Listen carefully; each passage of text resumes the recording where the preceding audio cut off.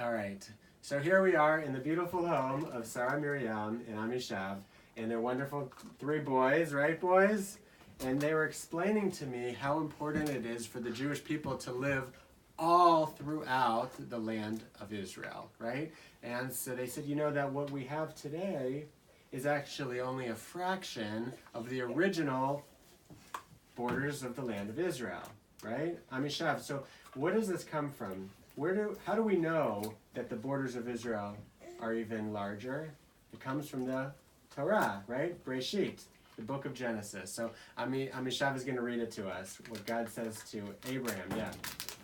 ביום ההוא כרת אדוני את אברהם ברית לאמור, לזרעך נתתי את הארץ הזאת מנהר מצרים עד הנהר הגדול נהר פרת.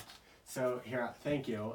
What that means, it's Genesis, it's chapter 15, verse 18. It says, on that day, God made a covenant with Abraham, and he said to your children, to the Jewish people, right, I will give this land, what land? Minahar HaMitzrayim, from the river of Egypt, the Nile River, ad Nahar Gadol, Nahar Prat, until the great river, the Euphrates River.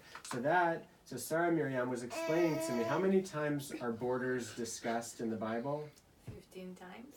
15 times. Yes. And they say almost the same, both the Nile River and the Euphrates. Almost all of the times of the 15 times it says from the river in Egypt to the Euphrates River. That's God's boundaries, the biblical boundaries of the land of Israel. So you heard it here first 15 times. The first time, though, is in the book of Genesis, from the river in Egypt to the Euphrates River. And God willing, one day that will be our boundaries again, right?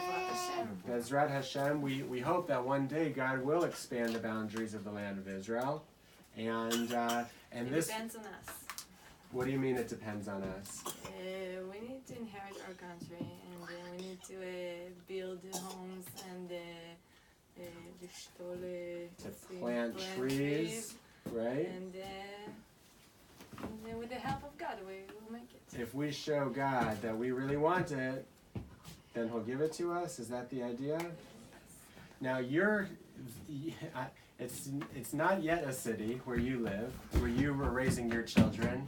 But what are you calling this settlement, this yeshuv, this area? What are you calling it? Geulat Zion. So that means the Geulat Zion means like the redemption of Zion. And Sarah Miriam was explaining to me, well, what does Geulat Zion mean to you? It's the start of helping the whole world to get to a better place. Geula means redemption, right? When we settle redemption. And it's the idea that when the Jewish people come back to Israel, it will be good for the Jewish people, but it will also be good for all of the others, for the entire world. That's the idea. That is the idea behind the Geulat Zion in general, right? The redemption of Zion in general, and specifically this area. So we know that there's a lot of challenges living here. Just to get to your house, we had to walk by foot. Everything that whenever they go grocery shopping, they have to carry it by hand from pretty far away. It's not easy. There's no electricity. There's not running water. There's not even a bathroom in your home. But the pioneering that you're doing because of your love for the boundaries of Israel, for inside the boundaries and for even outside of it, is a remarkable. I've never seen it before in my life. They're being great. They can say. But we will sign off and say shalom. Shalom, shalom.